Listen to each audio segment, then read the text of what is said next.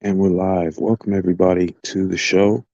We're here discussing the anniversary of Sam Langford fights. We've got two anniversaries on this date, one fight of reasonable significance, one of virtually none. We'll probably get the other one out of the way, but the main thing we're going to talk about today is Sam's rivalry with battling Jim Johnson. Right here, he of the 10 out of 10 mustache game.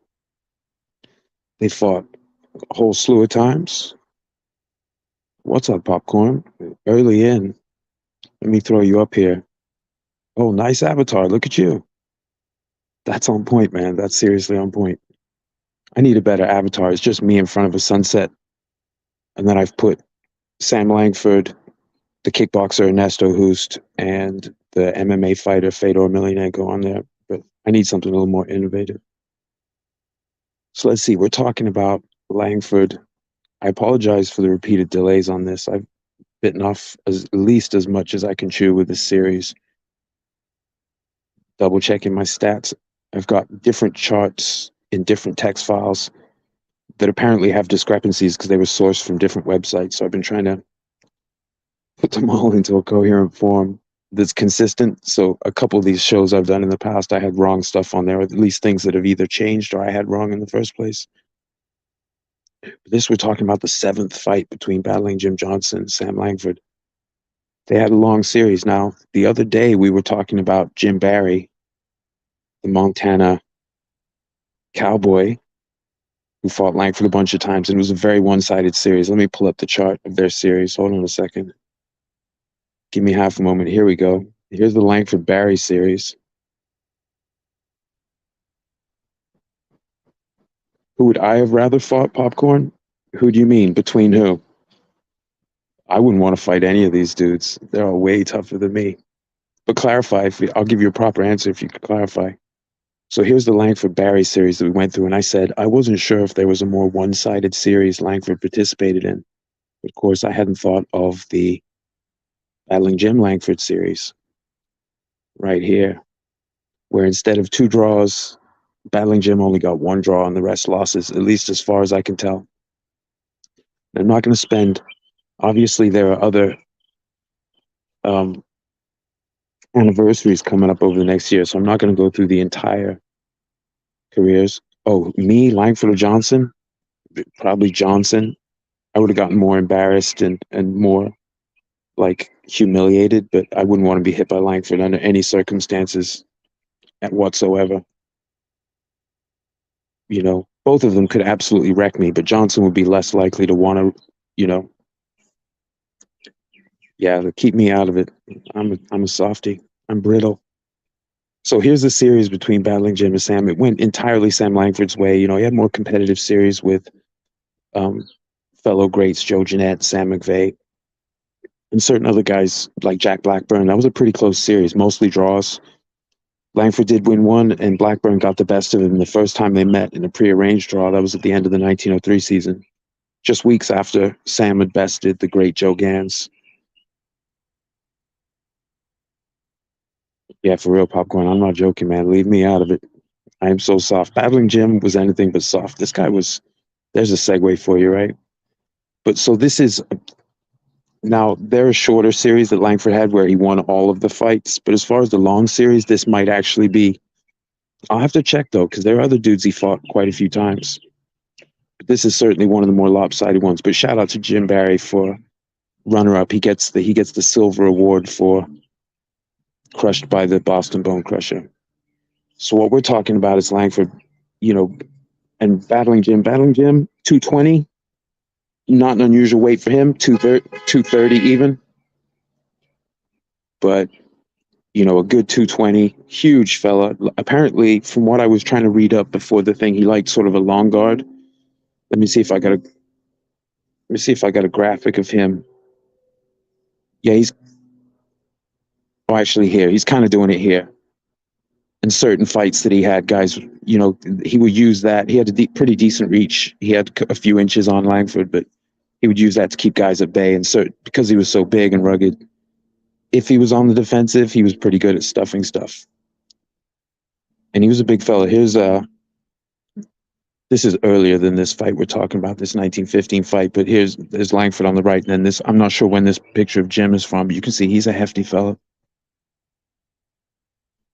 not super skilled. Battling was an apt description for the fella, for the guy. But so he started in 1910, and he stopped in 18, I believe. So 1909. Here's this 1909, 1910. Not much going on in '09. In 1910, he does a lot of fighting in Pennsylvania, especially in Philly. He does make a trip over to France, uh, drawing with Sam McVeigh over 15 rounds, pretty intense. First time he met Langford was in 1910. He lost over 6 rounds. It's in Philly, no decision. Langford gets the best of him. Then there's some, and then I'll pull up very quickly Langford's 1909, 1910. That's what Langford was doing. The red there, the Fireman Jim Flynn fight was very close. Might have carried him. He was capable of carrying guys. It was openly written about in the press. Not that I'm not inferring anything. They were talking about it then. In the lead up to the rematch in March between Langford and Flynn, Langford was a heavy betting favorite, and a lot of people were thinking that he was just angling for the long fight because the first one was no decision. The second one was scheduled for 45 rounds for a better person. So Langford put it on him. They'd already fought once in '08. Langford destroyed him. And I was reading today, I found the clipping I had of the first Langford Jim Flynn fight. So what he got him with in the end, he'd already rocked him, but he got him with he feinted low and then leapt up and hit him with the left hook. And I guess that was his money combo. Use the feinting of the low right to chamber basically his shoulders and then put everything into that left hook. Maybe a trick he got from George Byers, I'm not sure. But they call it a left shift, and that's something I've seen described. Stanley Catchell. So maybe that's what a left shift is. You feint or throw the right to like chamber your other hand and then leap in.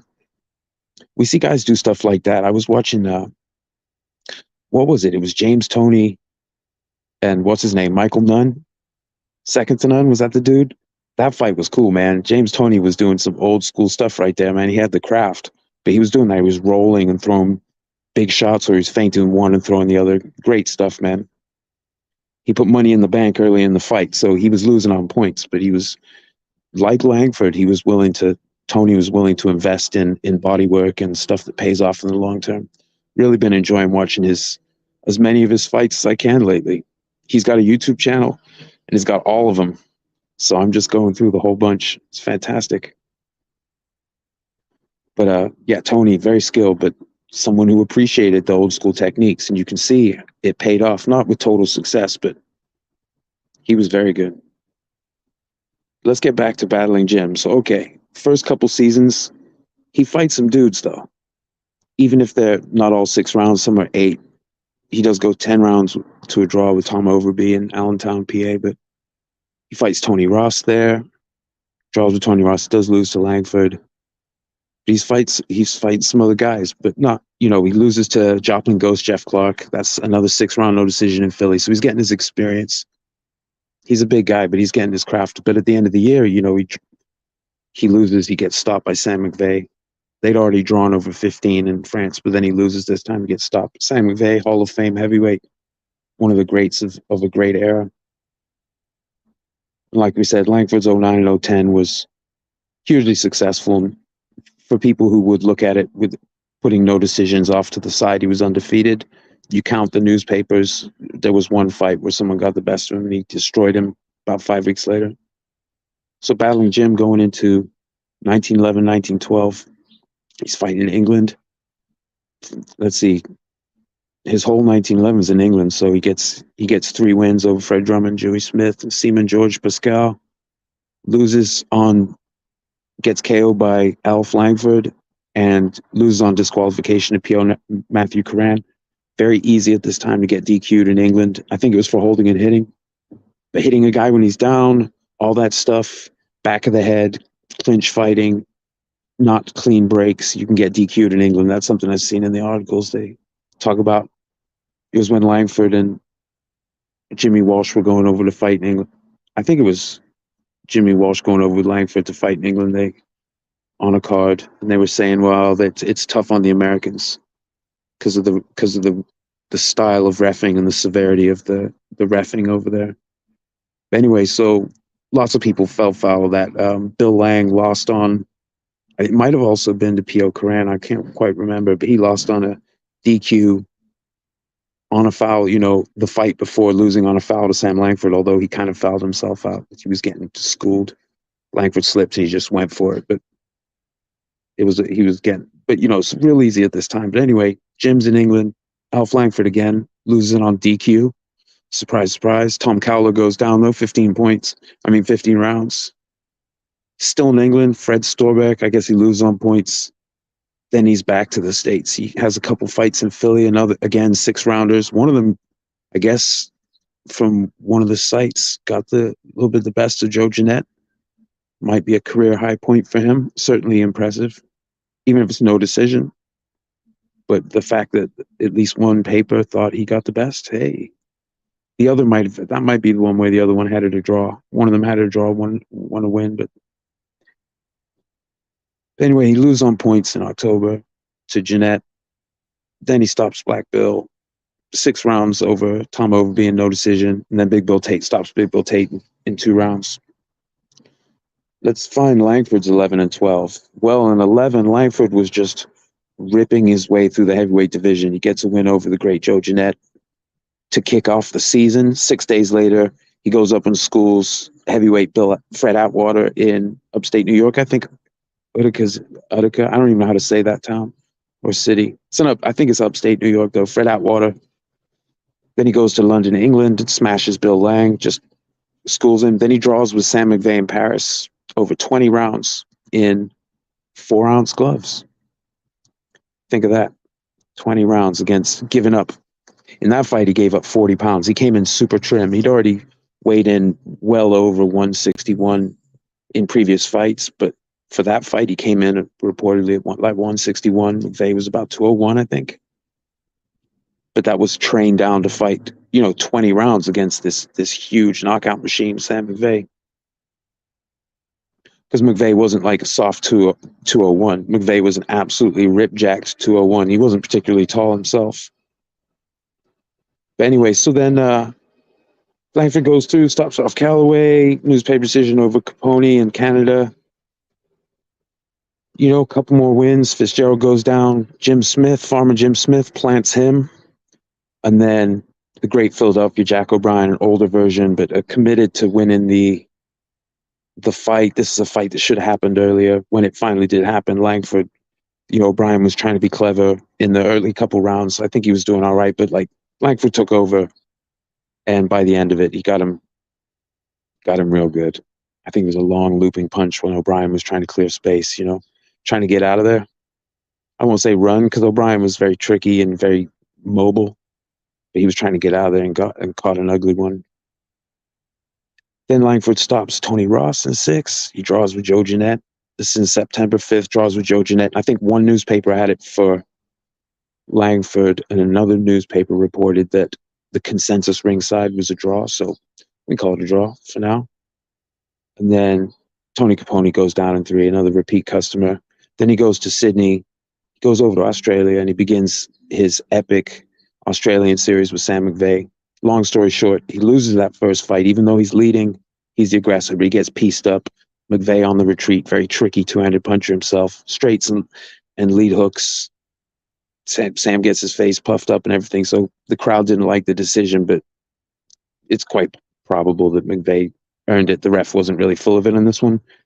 He does a whole bunch of revenge, the Australian revenge tour of 1912, just complete success in that last fight. He kicks McVeigh's ass and actually stops him. The one before was McVeigh claimed a foul after some body shots from Langford. The ref didn't see it that way. McVeigh wouldn't continue, so he got counted out. But December 26th, on Boxing Day, he got boxed up. That was the first time Langford had really kicked McVeigh's ass. It might have been the best ass kicking he gave McVeigh in their careers because a lot of their fights were highly competitive for most of the fight. That one started off that way, but it went severely Langford. So let's keep going with Battling Jim here. And thanks for joining, by the way. If it's your kind of thing, like and subscribe. If not, it doesn't really matter. I'm going to do this regardless. I love this stuff. But thanks for joining. Thanks for listening to any part of this, folks.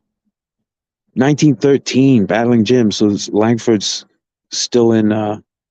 Starts off the year, the first day of the year. Joe Jeanette loses over newspaper decision in New York over 10 rounds. And 13, Langford's still in Australia. I think he's going to fight Jim Barry in March. I think that was one of the fights that came up in the Jim Barry series. I could probably actually confirm that. Why not? Yep, in Brisbane, the last fight, March 15th, 1913, the last fight that Langford had with to cap off the successful series. And in that one, much like the McVeigh fight, although the McVeigh fight didn't end the series, but in this one, Langford closed the series with a bang and absolutely smashed him with consummate ease. He'd stopped him in the fight prior, and two fights before that, but this one it was destruction. Maybe that's why they didn't fight again. Barry was still around, although it was tough on him. Barry had a tough end of his career and struggled with all kinds of stuff. We won't get into that. We dealt with that the other day. We're here to talk about these guys here. The massive, charging, brawling, battling Jim Johnson. And a tough guy. You can see in his career, he had a lot of fights. If you took out the Hall of Fame heavyweights in his resume, he has a pretty decent record. But he had so many fights against, I'm not saying all Hall of Famers, Karan and like Alf Langford and Storbeck aren't. But there are parts of his career where it's understandable that when he's going in there with all-time greats, it's hard for him to get a foothold. We'll put it that way. So Langford's 11-12. Other than the close loss to McVeigh in a fight in which he was leading, it's complete success. A couple draws, but draws with Hall of Fame all-time greats Sam McVeigh and Joe Jeanette. These are two. This was such a rich era, and even with Johnson not active, very active during his unified, or after he beat Tommy Burns and briefly had both titles, even though he let the colored heavyweight championship dwindle and they picked it up. But the other three guys, McVeigh, Langford, Jeanette, hugely busy in these years. So Johnson was swimming in those deep waters, and he did in fact also fight Johnson in 13 in Paris to a draw. Johnson claimed an injury and said he had to fight one-handed basically after the third round. Other people thought, I think they slipped later in the fight. They fell together, and someone thought maybe that's when he got hurt. But anyway, Battling Jim, pretty rugged character. And like we said, we got the newspaper decision over Jeanette, so at least one newspaper thought he got the best of that over 6 rounds. Pretty impressive.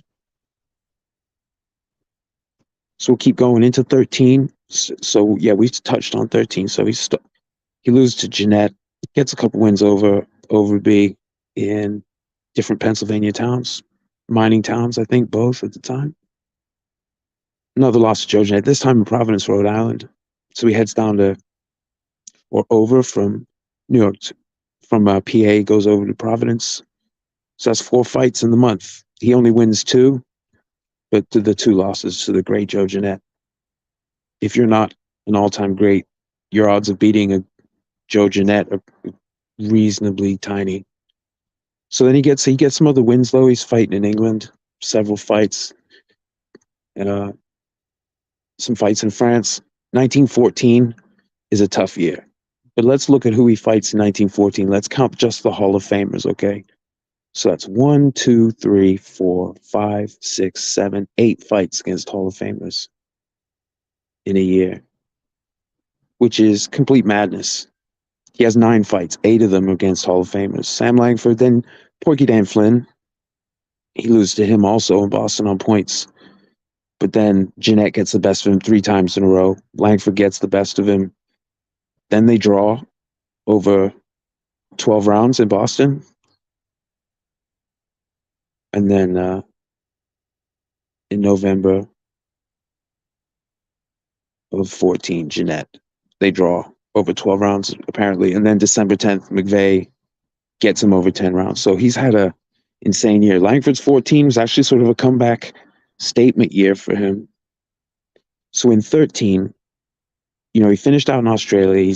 He did draw with McVeigh after, but he had beaten him 4 times in a row. Then they drew. And he draws with Colin Bell, which was actually one of the highlights of Colin Bell's career. They fought later, and people couldn't believe he got a draw back in Australia, but Colin Bell was a pretty tough character. But he comes back to the States in 13, stops Porky Dan Flynn in 4, John Lester Johnson in 1. Then Joe Jeanette gets the best of him, and he kind of fades in that fight. People think he started off pretty good, and then he faded in that fight. People thought, his conditioning was off. And then even in the Jack Lester fight, apparently there was some controversy as far as whether he was carrying him or not, because people thought he wasn't in his good form. Like, he moved quick, but his sense of distance wasn't like it had been. At least one writer thought that was the case. But then apparently Jack Lester was taunting him, and that's a mistake. So Langford put it on him. But then another writer had said in the fourth and fifth, but someone else had said he was already mad, like he was already getting pounded on in the third. So there's some sort of dispute as far as. So I don't know if that affects whether or not he actually taunted him or just when he might have taunted him. But either way, he went down hard when he did go down. So, but also people weren't sure if Langford had intended to carry him until he got insulted. So, but based on the Joe Jeanette fight, people were questioning him, and he was saying, "Yo, it's Australia, man. It's hard to, He said he wasn't very active in Australia, and it was hard to keep the weight down, keep his conditioning up." And then in the Gunboat Smith fight, all sorts of different takes on that. Some people thought he carried him.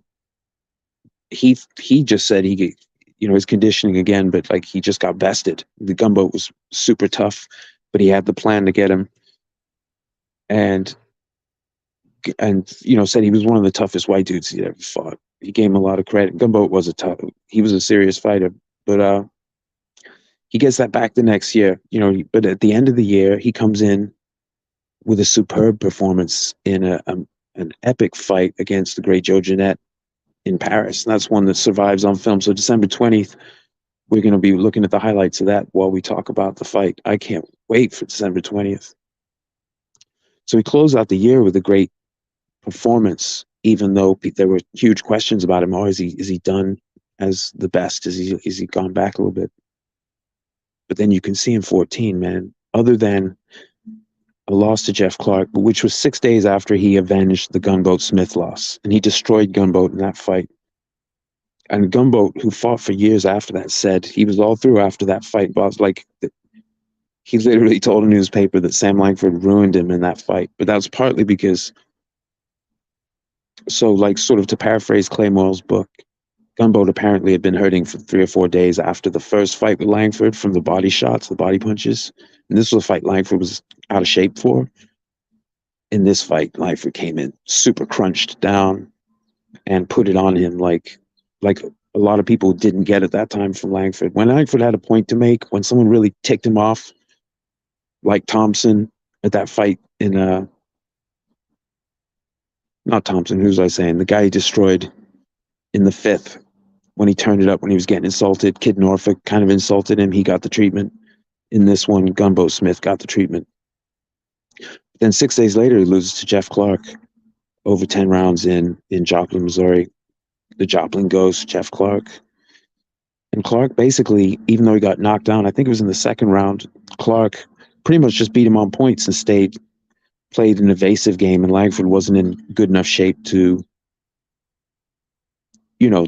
catch him, and lost on points, which is understandable. I mean, if you think about it, though, he fought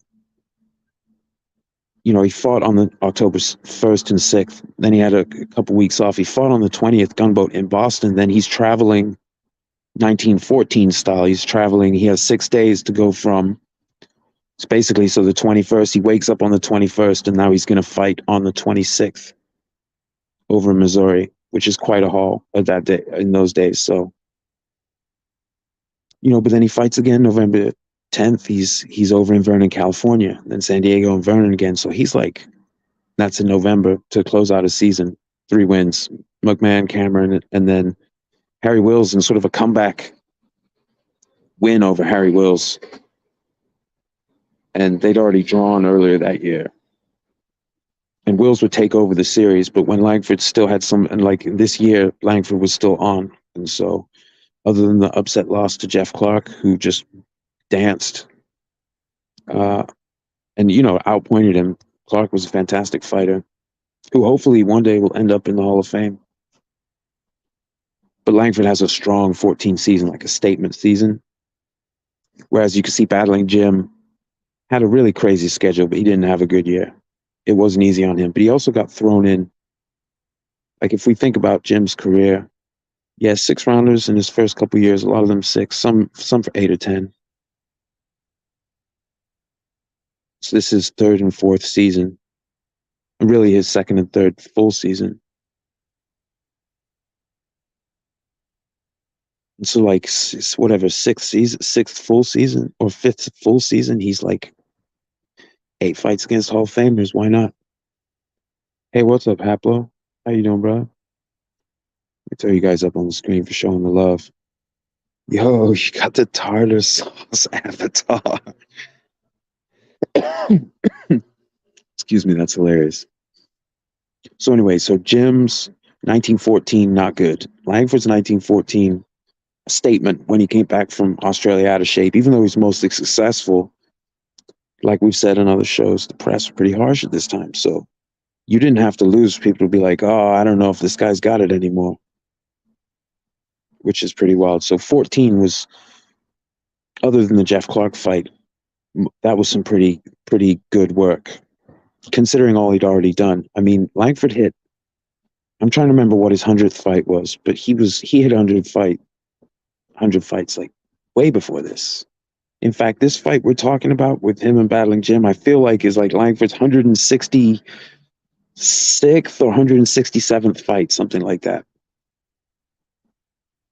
The 7th meeting between them, which we're about to get to.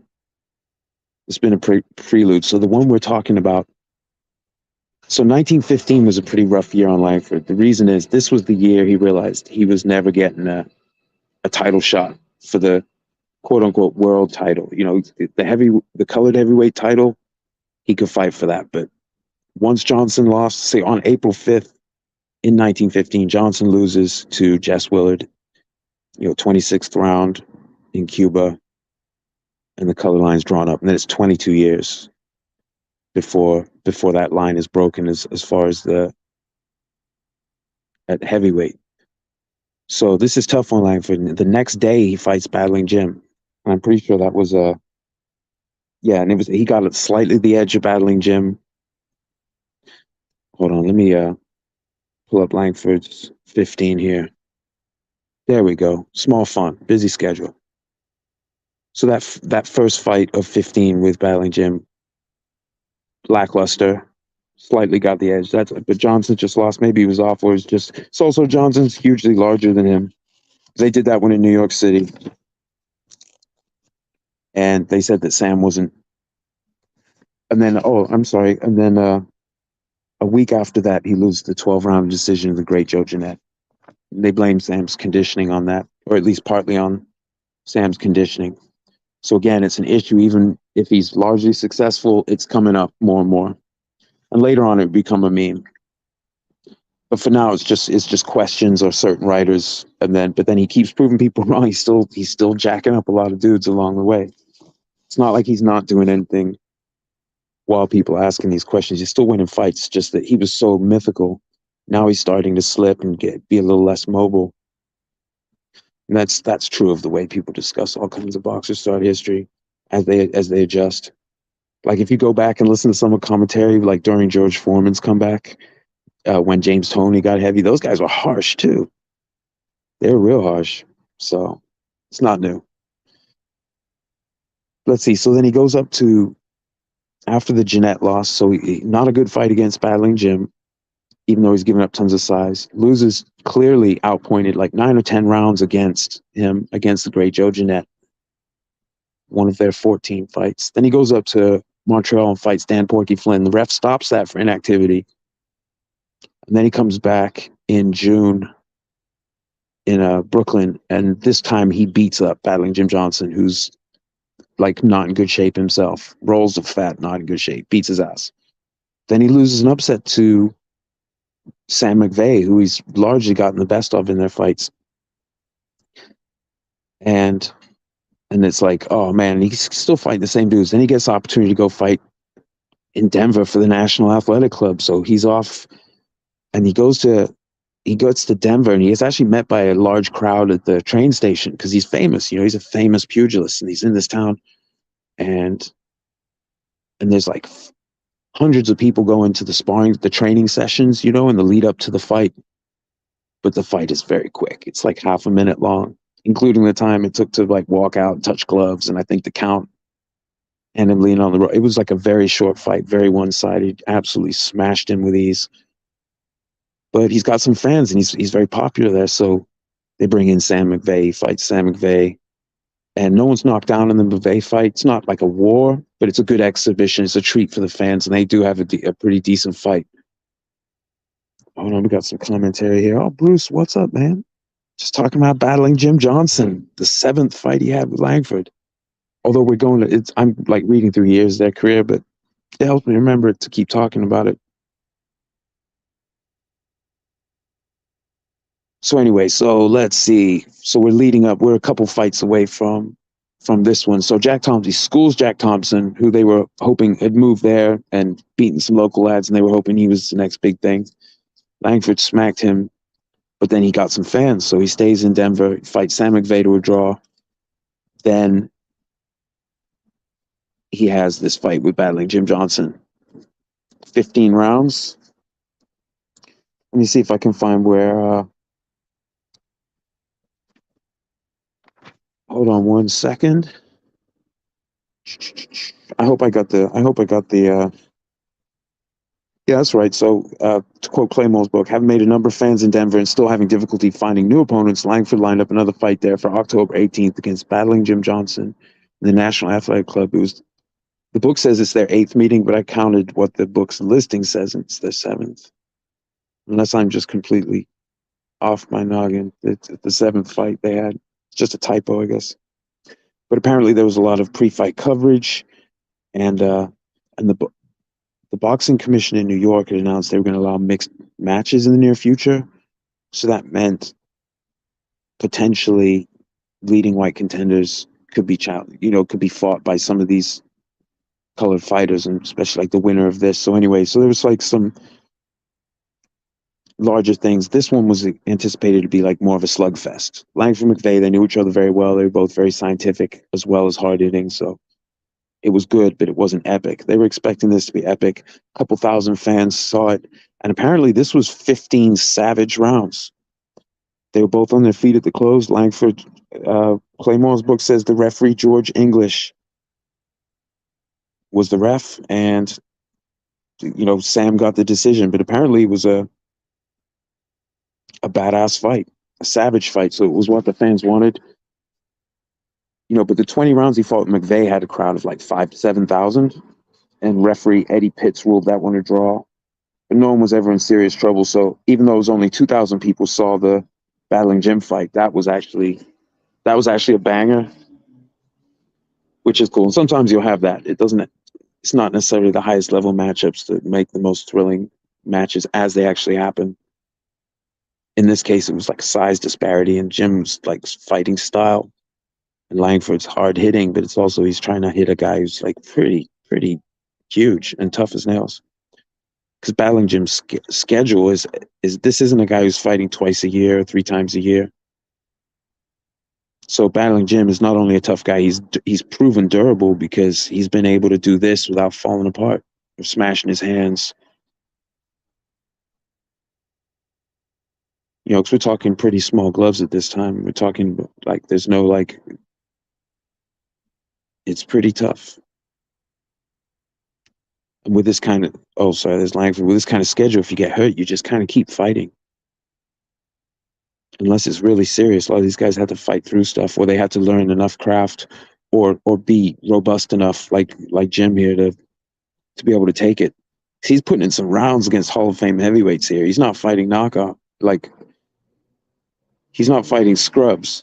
That 1914 is pretty sick. I'd be interested to know how many heavyweights in history have fought 8 fights against Hall of Famers in the same year. I don't think that would be a very long list. Did he get stopped that year? He did not. So he had 8 fights against Hall of Famers, two of them really hard hitting ones, uh, without getting stopped. That's crazy. So even in an unsuccessful year, obviously the guy is super tough. Langford, much more success, but Jeanette did clearly get the best of him. Gunboat got the best of him, and Jeff Clark got the best of him on points clearly. So not total success, but man, he's putting in all this work. Season after season, you notice as we go through Langford's career, and compare it to some of his rivals, how they all have bursts like Battling Jim 1909 to 1918. That's, at that time, that's not a small amount of seasons, but Langford 1902 to 1926 and 03 to like 23, I think, were busy ones. Maybe 24 was busy too, I forget. I have a graphic for it, but I'm not going to pull it up right now. I'm still struggling to get through. So we made it up to this fight. So the April,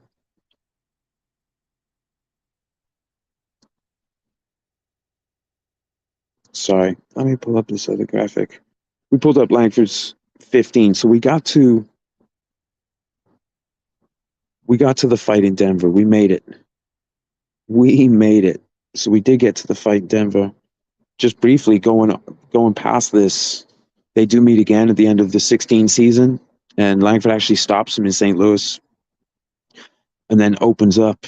That's in December 12th. And then just January 1st in 17, they fight in Kansas City in the same state. And this time he loses on points. Then he actually gets a TKO win over the great Harry Wills, the Black Panther. Apparently, he blocked an uppercut with his elbow and it broke Will's wrist. So he couldn't continue. But then he loses, at least newspaper decision, in his very next fight. His February breaks Will's wrist or fractures it, and then in June he loses to him. But that's a really good win. That might be the best. That defense got him there. He also goes to Panama, loses to Sam McVeigh. Stops Jeff Clark in 8. That's a good win. And then loses to McVeigh again. This time on over 25 rounds. So even though this guy was 220, 230, this was 25 rounds capable heavyweight, which is, think about today. I mean, 12 rounds is no joke. You think about the end of a 12-round fight. You're like, whoa, it's the 12th round. These guys have been fighting for ages. Imagine doubling that and then add an extra round. That's some deep waters. So Battling Jim, not a great numerical record. A fairly even record even, but the kind of, like I was saying, probably should have done a graphic where I took Battling Jim's record, stripped out all of the Hall of Fame heavyweights and see what was left. See what his record, because there are guys who have good records and they never beat any Hall of Famers, they never fight them, but they have a good numerical record. I'd be interested to see. But there were times like Jeff Clark, Harry Wills, the one fight with Joe Jeanette, newspaper decision. There were times when Battling Jim was very capable, and he also gave other guys trouble. But in the Langford series, yeah, it was a little tough on him. That's not a good record in the series. That's not a good stat, but it's all good. These guys got to get paid, and he's an entertaining guy. Where's the picture of? I love this mustache. You can tell he's a bit of a character. You don't randomly wear that mustache. Yeah, so there's the photo on the left that shows, like, apparently that was one of the ways he liked to ward people off. Like, he'd use his long arms. I'm trying to remember his reach. Maybe 76? Can't quite remember. He was a hefty fellow. So when people say, oh, everyone was too small, there were big guys floating around. Most of them couldn't even hang in the waters the way Jim could, like the super big guys, because speed kills. If someone has enough pop, like a guy like Langford, he mowed down a lot of dudes who were way bigger than him, as did others. Joe Jeanette is another guy who gave up a lot of size in his career. Not every fight, but a lot of size in a lot of fights. So this is one of those kind of fights I'd love to have on video. This little power punching dude, but then this big, giant, hard charging battler. Stylistically, that would be some entertaining stuff. I wouldn't waste like a dream fight on it, but if someone was like, hey, you want to, like, yeah, man, throw me in the TARDIS. let's zoom back, especially this one we talked about. Apparently, it was a really good fight, a real war, like October 18th, 1915. Zoom us back quick 108 years. Why not? So the other fight, before I even forget, so the other fight, I'd always thought there were two young Peter Jacksons. So there's the original Black Prince Peter Jackson. There was young Peter Jackson, the Baltimore Demon, Sim Tompkins, who was a training partner and main corner to the great Joe Gans. In fact, he's here on the right-hand side. I'm sorry, he's the center of the three figures there. He's getting countered and punched by Joe Gans. On the left, I believe, is but Sim Tompkins retired in 1914. On the left is another young Peter Jackson, who I thought was the second one, who started fighting in 29. Apparently, there's a third young Peter Jackson, or someone who was fighting for at least a time billed as young Peter Jackson. If you go to BoxRec, you can find him. I accidentally originally had the picture of, I believe, the 1929 debuting young Peter Jackson. In the thumbnail, I took him off and just put some text. But according to BoxRec, that's young Peter Jackson II's record. So he had a win, and the other stuff they have for him is all losses, including second round KO by Langford, the one we're talking about in 1921, and then December 9th that one's in Toronto, and then in Illinois in December, he loses on a no decision fight. Not much going on there. That's the other fight. That's the anniversary of that. I literally have no picture of him, nothing much to say about it, other than it's not the Baltimore Demon in the center of those three figures, and it's not the other young Peter Jackson on the left there. Unless everyone's wrong about when they fought, because young Peter Jackson on the right would have been old as hell by the time that fight happened. When I'd seen it initially on Cyber Boxing Zone, I was thinking, oh, they fought again late, like he did with Fireman Jim Flynn, because they had late career fights, but different guy. Easy win for Langford in this one. That's about all there is.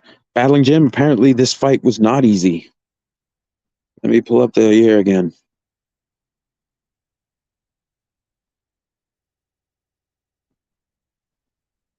Yeah, apparently this one, they really went to it. That's October 18th. November 1st, he goes and fights 15 rounds against the Joplin Ghost, Jeff Clark, in Joplin. It's really not a lot of travel time. Think about what these guys, sometimes then it's like almost a month later, he fights Jack Thompson in Kansas City, so he's in the same state for that one. But going from, Denver to Missouri in, a couple weeks, I don't know. I'm impressed by that. Langford, he put some travel on too, as you guys know who listen to this channel. Hey, what's up, Ross Claude? What's happening, brother? Let me throw your Av. What you got for an Av? What is that, ringside? I can't tell. Is that sparring? I can't see. See, Bruce got the nice custom one here. Haplo's got the tartar sauce, which I love. Popcorn's got literal popcorn with gloves. Fantastic. That looks like it's tiny on my little screen, but yeah, it looks like someone's throwing a left hook there. It's so small. Salute, Bruce and Ross and everyone. Haplo, thanks, guys. Great having you here. If you have any questions or comments, or if you see any mistakes I made, feel free to do it. This is one of the kind of shows where I'm going to, Kurt Sugar Jr. made that for you. Nice, Bruce. This is one of the live streams where I'm going to respond to the comments. Some of the stuff with 86 boxing, I just had to focus, but I'm just rambling here. It's no big deal. That's from 2016 when you're training. It looks like training. It looks like whoever's in blue is, maybe they're pushing off. Yeah, that's cool though. It's so small on my screen. In fact, the writing here that I'm trying to talk about, I don't have a particularly large phone, so I'm squinting to make out the font if it's any smaller than this, but it's whatever. Oh, I see, you were at a gym near your house. Yeah, I was at a boxing gym for a while. Just go and hit the bag. Now I go to the YMCA and hit the bag. One of the ones in the city has some heavy bags. They also have some, you can't kick them though. The boxing bags, they don't want them kicked. They're on the rack. They're clean. So they have some. Oh, you're southpaw. Nice.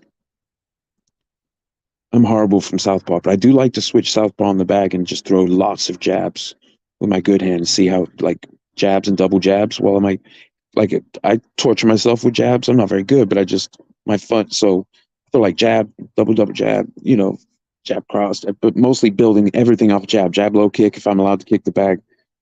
But then when my arm gets tired, instead of stopping, I just like switch sides and start double jabbing with the other hand. But I'm awful in southpaw. I'm awful everywhere actually. Now that I think about it, I don't spar anymore. I don't take classes. I just hit the bag, which is awesome fun and great therapy. So let's see. Let me pull up. Yeah, let me pull up here. I tried to scale this to where it actually kind of reflect their relative size. But the thing is, okay, so BoxRec has Battling Gym listed like not very tall. Cyber Boxing Zone has them listed rather tall. I don't know who's right, and I haven't looked at it myself. So I tried to scale this sort of halfway between where the Battling Gym was whatever they had 5'11" or 6'3", the other site. So I don't know how big Gym actually was, and I don't know how they determined that. Oh, hold on. How did I leave a? Oh, okay. Yeah, Ross Clout, man, I love hitting the bag.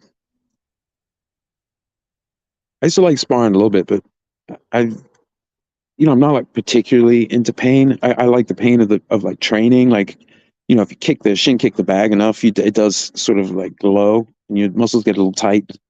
But that's not the same as someone like getting mad and really tagging you in the side of the dome. I'm too old for that. I'm too old and brittle for that anymore. But I do love hitting the bag. It's just fantastic stuff. And just listen to some good music, some good reggae or Motown, and just get happy and just start tagging that thing. Trying to keep my hands up, my elbows in between. Love it. But that's the fun version. The unfun version, although he was paid, is like what Battling Jim was going through. There's the end of his career, his final seasons. Does stop Jack Thompson, Kyle Whitney, and Low Sims in 16, along with loss to Joe Bonds on points, and then getting stopped by Langford in the 12th of 12.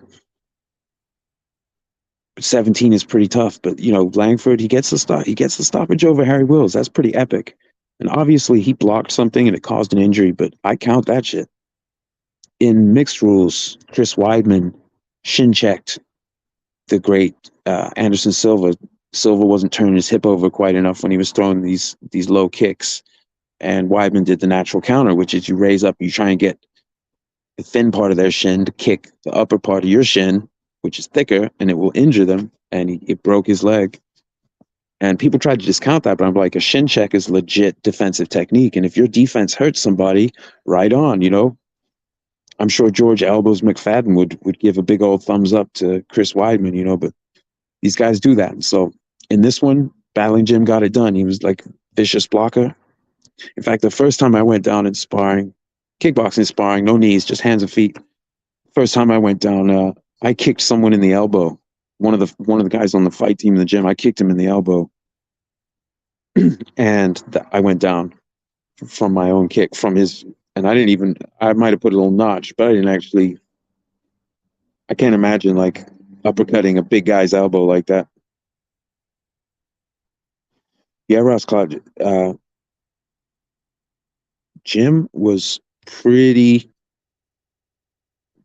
active. I mean, the dude got his thing on. And I have a lot of respect for that. Like, we're talking about the greatest fighters. Okay, well, the greatest of the greats keep a crazy schedule, mostly successful. But who are they fighting, and how durable are those guys? How much they take? I've been watching a lot of, excuse me, I've been watching a lot of more recent decades of boxing, not new stuff, but I was watching like the first Leonard Duran. I've probably seen like 10 different James Toney fights in the last 2 days.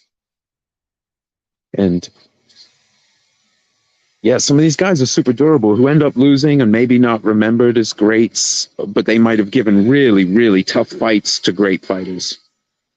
Some of the Tony fights, the guys are giving him problems. It's just that he surprises people. He lulls them in, and it's just, he's not alone in that though. Like with Langford, sometimes it would be an easy go. You know, he'd be like, oh, I could fight this guy in other cities, but if I destroy him, they won't book us. In certain fights, like after he'd absolutely mauled Jim Barry in their last fight, I guess no one wanted to book them again. A couple fights before that, Jim Barry had been saying, oh, just give me one more crack at him. I think I can turn the trick. That was a few seasons earlier, but by the end of the series, it's like if it's not competitive at all. So part of the reason Langford could still be booked so many times against Harry Wills in so many different cities, not just his fame and the fact that they were so, prominent, but also because he would often give a pretty good account of himself, even if he'd ultimately lose the fight. It wasn't like he was getting destroyed in every fight, late career fight with Harry Wills, just maybe not winning all the rounds or getting badly beat early and then fighting even in the later part of the fight. So the rivalries that are not even nearly competitive, there's usually some extenuating circumstances. In this case, for this fight we're talking about, let me pull up his 15. This October 1915, he'd, hold on a second, pulling up the wrong guy and confusing myself, like I don't recognize anything. Yeah, so he'd already made a real impression. So he's trying to get opponents. A lot of guys are ducking him, so he goes over to Denver, and he definitely makes an impression on Jack Thompson's face. Early round one, seconds into the fight. So they're like, okay, we'll bring in McVeigh. So because they're so competitive, that's a bookable fight. People want to see these great fighters fight. They draw over 20 rounds, good fight, not a great fight. So part of the reason they bring in Battling Jim is they're like, this guy is enormous. He's fought the guy before, but he's enormous and he's known to bring it. So he did, and apparently they got their money's worth. And so it's like kind of I guess there'll be other anniversaries coming up. I'm not sure when the next one is in their series. I suppose I could scan real quick and look. Let me pull up this disappointing results chart here for Mr. Johnson. So when is the next one? There's one in December. So that's it. So December 12th, we'll be talking about him getting stopped in the 12th of 12 rounds in St. Louis, Missouri. So we will come back to this, and between now and then I'll dig up some more information. And then the other anniversary of the second young Peter Jackson, the second of three. That's how great the original Peter Jackson was. Incredibly great. So young Peter Jackson, to honor that name and also like pull some shine from that great name. Well, he wasn't the last, although of the young Peter Jackson, Sim Tompkins was really awesome. And I'm kind of hoping that he does get elected into the Hall of Fame this year. He was on the ballot. I don't know how long it takes for them to compile the results, but I know people are turning in their votes. Now, I saw someone tweet that a couple days ago. Dave Hawley's up for another Sam Langford rival. Dave Hawley's up for possible induction, so that's also cool. Can't wait to get to a Dave Hawley anniversary. They had some fights early in Langford's career. Dave Hawley, very powerful lightweight and welterweight contender. So I do believe we're good. I'm not going to talk through Langford's 1921 just because he schooled this guy easily as part of a late career season. Late career season. I just wanted to get into Battling Jim. This is the first one. There's some fantastic photos out there of Jim that I didn't know were there. I'd seen like this one here, but a couple more of them, like the one on the left there where he's doing the long arm guard. I don't remember seeing that. I could be wrong. I might have just seen it and forgotten about it, but I don't know. So there we have it. Wins over the second young Peter Jackson and Battling Jim in a really good fight. So it's nice to have an anniversary, a really good fight. The other one, not much to say about it. I couldn't find anything on the other guy other than the BoxRec listing, but it is pretty clear that he's not Sim Tompkins, who would have been very, very old and who retired years before that fight. And the other guy hadn't fought yet, wouldn't fight for years. I think the last young Peter Jackson was born in 1912. So he wasn't fighting Sam Langford in 1921 if he was born in 1912. That would not be a fair fight. That wouldn't be a fair fight at all. Although, you know what? Let me see if I got this thing real quick. Let me look for this. Hold on. I got a picture of somewhere of Langford play fighting with a kid before his Bill Lang fight in London, but I don't know if I deleted it to make space. I might have. I'll have it up for the next show. I was starting to run out of space because I had so many different brands loaded between my MMA and my boxing content. Yeah, I don't have it. So I'm going to end the show with a picture of Sam Langford drinking the beer. Double stout, I think. I'll probably change that. Thanks for joining me. This was the seventh fight between Sam Langford and battling Jim Johnson. And we'll be back in, I'm not sure, but it's certainly going to be a matter of days before there's another anniversary of a Sam Langford fight. I don't know off the top of my head what it is. And I'm still trying to work out the logistics of doing that Kid Norfolk career sort of overview. There's only one fight rivalry between them, I think, but that fight they had, there was a lot of steam on that. Kid Norfolk, another very great fighter. So that's it, folks. There's the rippling back. Hold on, we'll get both guys in the frame there. Sam Langford, like the fights with Jim, some of them were more competitive than others, but the size disparity sort of made it more competitive, certainly, than it would have been, because Langford was a pound for pounder. Battling Jim was just an enormous battler. If he was Langford's size, he would have gone down hard every time. And you can see that in Langford's career. If he wasn't carrying guys and they were approximately his own size, other than maybe Jeff Clark, who was so good at moving, and Jeanette was similarly, comparably sized sometimes. Jeanette's another super great fighter with endurance. But outside of those guys, yeah, it's tough being his own size. That's why they didn't want it. Or it wouldn't be long fights, 6 rounds, 10 rounds. But guys Langford size wanted to fight him 20 rounds. Very short list. Very short list indeed. So anyway, thanks for joining. We'll be back on the show. Maybe I'll even bust out that Kid Norfolk show tonight. But certainly, shout out to Battling Jim Johnson for the things you did other than lose to Sam Langford. But shout out to him for obviously providing a lot of entertainment for the people. Some of his fights were really good fights, and he did fight around the world. So he just was stuck in an era with some great heavyweights. Of course, we're talking about Jack Johnson, Sam Langford, Sam McVeigh, and Joe Jeanette. One of the richest heavyweight eras ever, especially if you look at how many fights the very, very top guys had. These guys especially, holy cow. Not just against each other, but in general. So anyway, that's it for the show.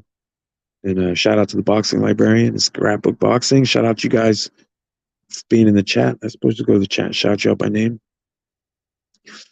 Yeah, so Popcorn, Haplo, Bruce, Ross, thanks for coming by, guys, and catch you on the next show. Have a great day, folks.